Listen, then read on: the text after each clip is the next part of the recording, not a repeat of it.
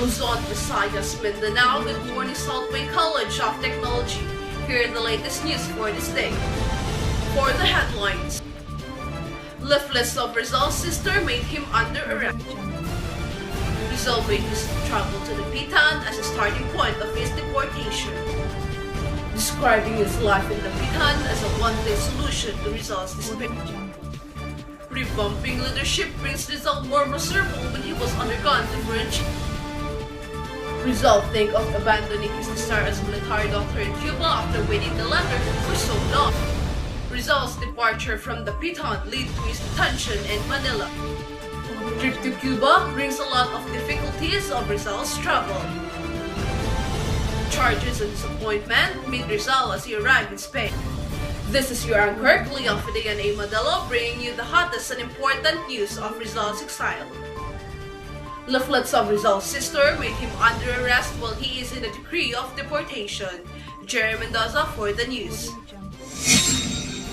Rizal was arrested because of the leaflet that was found in his baggage while he was leaving Hotel de Orient, but Rizal said that it was his sister Lucia who forgot and left the leaflet on his baggage. After they was arrested, they immediately published the decree of deportation on July 7, 1892 at the Gaceta de Manila. This is because of his position of the leaflet while he is arriving Hong Kong. These two novels consist of anti-cleric and anti-Catholic message of prayers. Gazette decree was called Creators of the Nation, referring to the Gambusa where Rizal dedicated his second novel. However, Rizal traveled to the Pitan as start of his deportation. We'll get some updates as Brian Paul Martinez do his news. It was 10 in the evening on July 14, 1882. Rizal packed up his things and waiting for his escort to take him to the court. This is upon hearing that he was scheduled to leave Port Santiago. He boarded the ferryboat bound to the Pitan around 1 in the morning, where he was given special treatment as a high-ranking official. Rizal in his travel to the Pitan experienced the treatment of commanding officers and guarded by a corporal every time he ate his meals. Who would know that Rizal can get solution of his sorrows as he described his life in the Pitan? Live from Cebu City, Care Justin Mendoza. Care, what was the update? Upon having so much sorrow and pain, Rizal stayed at the house of Ricardo Carnicero for looking into his everyday activities. So without doing anything, Rizal became friend of Ricardo and people around him, as he was portraying good attitude. So much thing that happened while Rizal is in the Pitan. So when he wrote a letter to his mother in Hong Kong about the exile in the Pitan, so and expressed his profound gladness. On the other hand, Rizal was informed about their lottery ticket. So number 9736. So won the second prize, where he used the money to buy a piece of land in Talisay for him to build his 3 houses. Then Rizal left so miserable as he cared disappear, but looking forward for positive thing to happen. So some of his family members visited him in the Pitan. So he operated his mother's eye and told his sister Josefa to do something of his father. Thanks, Care. As we go along, a lot of changes happen while Rizal is in the Pitan. Don Antonio Manua took the position of being a minister of the colonies in the municipal administration of Spain in the Philippines. However, Governor General Eulogio Despujol was replaced by Federico Chando, who was over by Ramon Blanco. During Rizal's term, he signed a petition for his freedom that strongly condemned his deportation in the Pitan, but failed to receive any reply. In addition to this, Despujol and Ricardo Carnicero was replaced because of their close contact with Rizal. Aside from that, Jesuit society also changed every positions. We will be back after a few minutes of reminder. Nangita ka ba o kaeskwilahan karong tuiga? Enroll na sa Southway College of Technology. You didn't have far to go far. They offer different courses. We are back, and for some other report, Rizal thinks of abandoning his desire as military doctor in Cuba after waiting the letter for so long. Brian Martinez is back for the news. Yes, Cleo. Rizal planned to volunteer as military doctor in Cuba, where regidors shared his idea of government trade. This is because Spanish forces needed doctors because of the outbreak during the Cuban Revolution. Rizal believed that it was an excellent idea. Several months passed, but Rizal didn't receive any petition or reply from what he wrote and that made him to abandon his desire.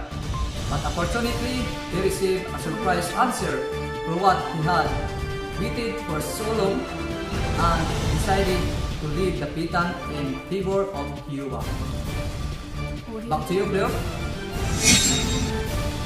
Thanks, Brian. From the other side of our news, Rizal's departure from the Pitan lead to his detention to Manila.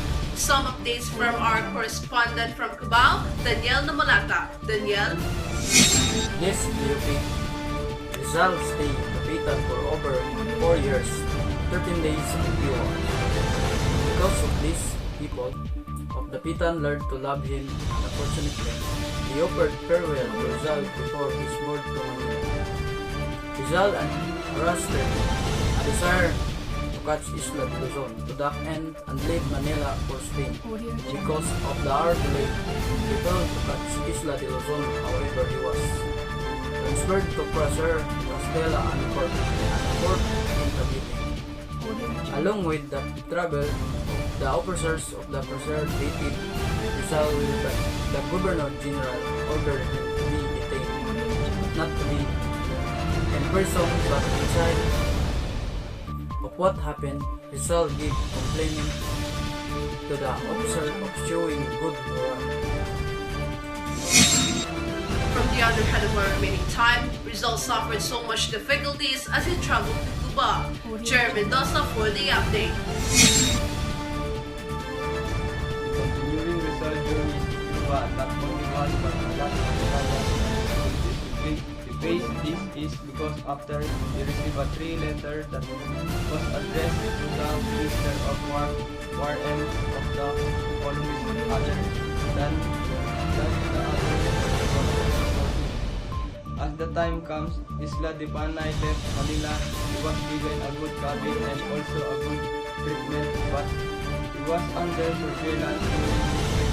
Rizal admitted that the encounter a lot of sickness, including the captain, who died and just from to all see Rizal managed the sick. Yusuf and all who suffer from dysentery. September 30, 1896, the captain of the ship informed former Rizal that he was going to confine to was cabin and ready of his arrest and the detonator. And for the most intense report, charges and disappointment meet Rizal as he arrived in Spain. Care Justin for the news. Care? Treated badly and closely guarded. So, this is what made Rizal confused and disappointment for the quick changes of events when he finally arrived in Spain. So, Jose Rizal abandoned all his plans as he was confident that he would be in Cuba to serve Spain. So, meanwhile, he sent all the predicaments to his friends Blumentritt, where he was so disappointed after all, he had an offer to Spain. So he almost died for serving all he remained he had, but it ended into putting him in prison. So Rizal suffered harsh treatment along his arrival and only given a second class. Then cabin and detained for temporary as commanded. Thank you, and that was the hottest and latest news update of Rizal's Exile. This is your anchor, Cleophady and A. Madala. Good morning.